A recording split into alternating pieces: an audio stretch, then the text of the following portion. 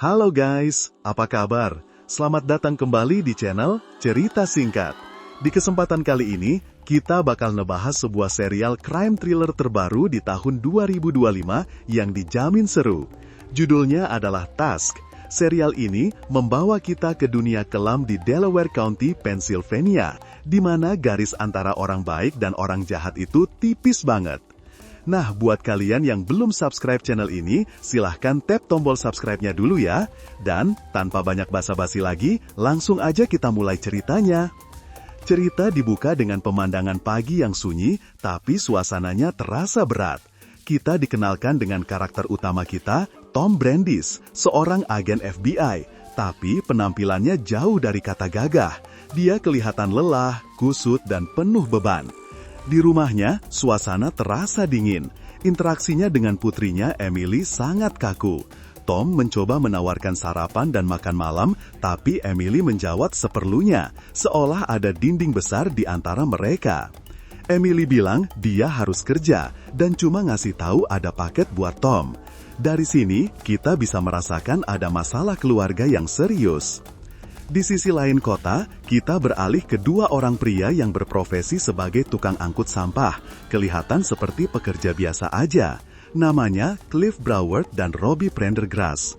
Mereka lagi ngobrol santai, topiknya ringan, mulai dari punya pulau pribadi sampai ke konyolnya situs kencan online. Cliff cerita kalau dia males pakai kencan online karena orang bisa dengan mudah nge-google masa lalunya yang kelam.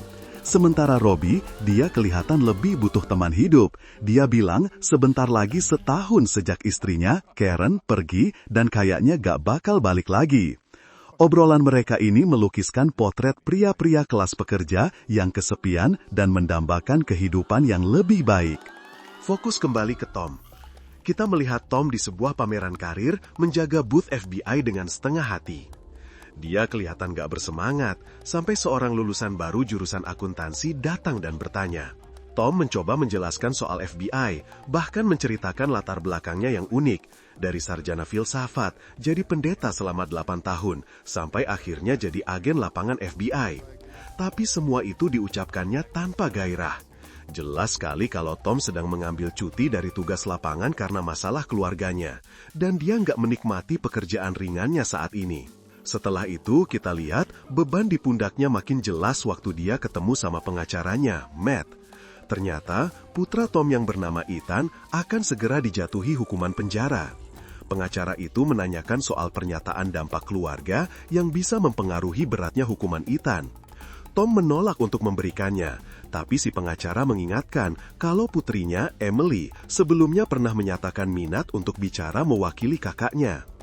Tom, yang jelas-jelas hubungannya lagi nggak baik sama Emily, cuma bisa bilang kalau dia akan coba bicara lagi dengannya nanti malam.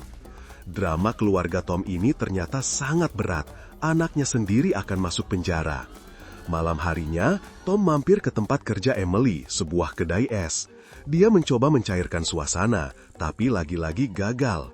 Dia akhirnya memberanikan diri menyinggung soal permintaan pengacara tentang kesaksian Emily untuk Ethan. Emily terlihat sangat tidak nyaman dan menghindar, bilang kalau dia harus kembali bekerja. Hubungan ayah dan anak ini benar-benar ada di titik terendah.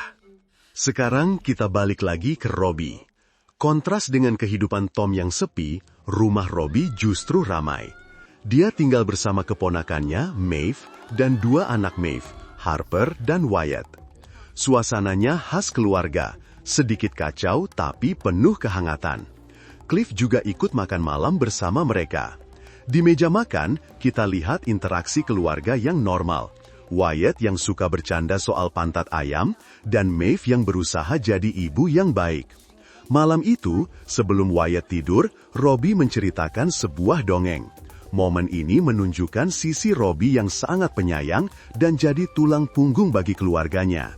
Tapi, di balik semua citra keluarga yang hangat ini, ada rahasia besar yang disimpan Robbie dan Cliff.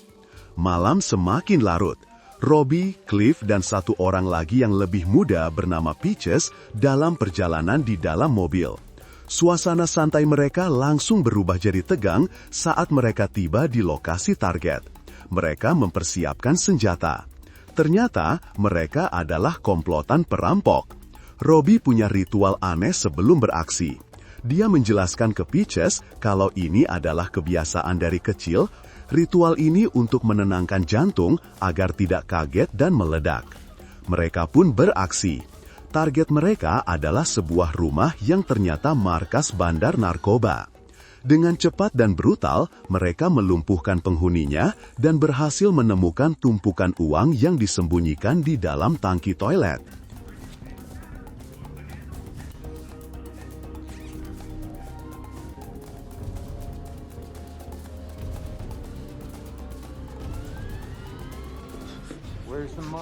Misi mereka malam itu sukses. Ini adalah pekerjaan mereka, merampok para penjahat. Keesokan harinya, Tom dipanggil oleh bosnya, Kathleen McGinty. Kathleen belak-belakan bilang kalau masa cuti Tom harus berakhir. Dia butuh Tom kembali ke lapangan untuk memimpin sebuah gugus tugas. Kasusnya, serangkaian perampokan rumah yang sangat meresahkan.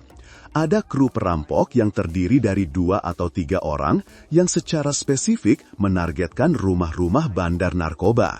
Masalahnya, 7 dari 9 rumah yang dirampok adalah milik anggota geng motor berbahaya, The Dark Hearts. Geng ini mulai balas dendam secara membabi buta ke geng lain dan perang antar geng bisa meledak kapan saja. Tom ditugaskan untuk menemukan kru perampok ini sebelum situasi makin parah. Dengan sangat terpaksa, Tom menerima tugas itu. Dia diperkenalkan dengan timnya yang terus terang agak aneh. Ada Elizabeth Stover atau Lizzie yang pertama kali ditemui Tom saat lagi teriak-teriak di telepon soal rebutan kursi recliner sama mantan suaminya. Lalu ada sersan detektif Alea Clinton dari Chester dan Anthony Grasso, seorang detektif yang ahli kejahatan terorganisir. Markas mereka pun gak kalah aneh, sebuah rumah sitaan bekas bandar narkoba yang bau dan kotor banget, sampai Tom harus membersihkan tempat itu sendiri. Pertemuan pertama mereka kacau balau.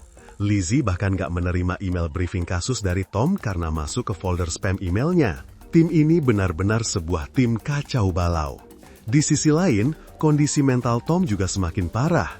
Dia didatangi adiknya, seorang pendeta bernama Daniel. Bukannya curhat, Tom malah mabuk berat. Dia bercanda sinis tentang kasus barunya, menyebutnya misi membasmi hantu-hantu bertopeng Halloween. Malam itu, Tom pingsan karena mabuk dan ditemukan oleh putrinya, Emily.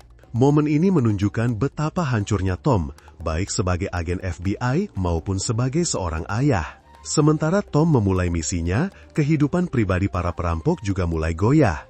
Robbie secara tidak sengaja mendapati Maeve sedang bermesraan dengan pacarnya di kamar.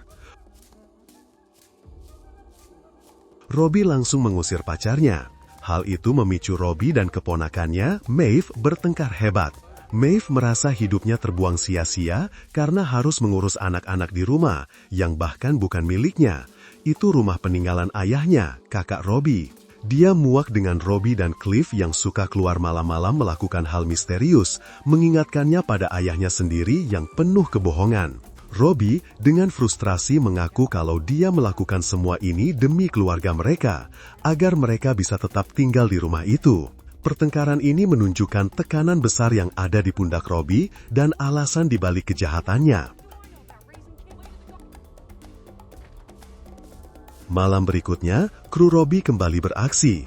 Mereka sudah mengintai target baru, tapi kali ini semuanya berjalan salah.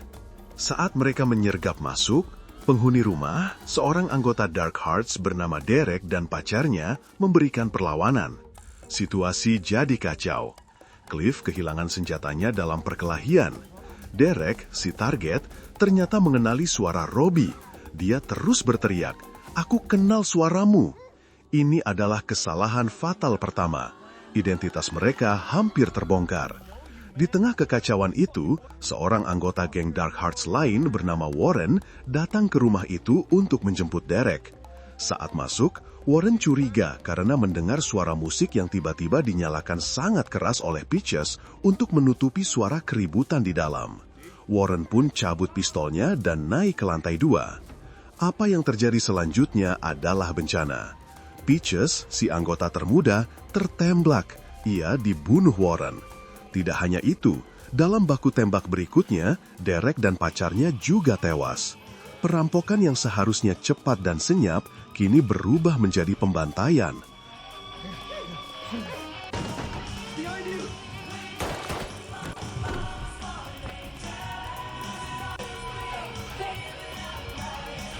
Mereka akhirnya menemukan uangnya, tapi situasinya sudah gawat darurat. Mereka harus segera kabur. Saat mereka hendak keluar, pintu sebuah kamar terbuka. Seorang anak laki-laki kecil bernama Sam berdiri di sana. Dia adalah anak dari pacar Derek. Sam dengan polosnya bertanya, "Apa kalian teman ayahku?" Robbie dan Cliff saat itu sudah tidak mengenakan topeng lagi. Dalam keadaan syok dan panik menjawab, Iya, kami temannya." Anak itu telah melihat wajah mereka. Telepon Tom berdering di pagi buta. Itu dari Grasso, anggota timnya. Dia melaporkan ada 4 mayat di sebuah rumah di Chapel Road. Korbannya adalah anggota Dark Hearts. Ini adalah ulah kru yang mereka cari. Tom segera menuju ke TKP. Tapi saat Tom dalam perjalanan, Grasso menelpon lagi dengan berita yang jauh lebih buruk. Ada kabar baru. Kemungkinan ada seorang anak kecil di dalam rumah itu tadi malam. Tom tiba di TKP yang sudah dipenuhi polisi, dan bayangan seorang anak yang hilang kini menghantui kasus yang jadi semakin rumit ini. Perampokan yang didasari oleh keputusasaan kini telah melahirkan tragedi yang jauh lebih besar. Episode ini ditutup dengan adegan Robbie dan Cliff pulang dan ternyata membawa Sam yang tertidur ke rumah Robbie, guys. Gila kan? Dari bapak-bapak biasa, sekarang jadi kasus pembunuhan plus penculikan anak. Apa yang akan terjadi pada Sam, anak kecil itu? Gimana menurut kalian? Coba tulis pendapat kalian di kolom komentar di bawah ya. Jangan lupa klik tombol like dan subscribe. Sampai jumpa di video berikutnya.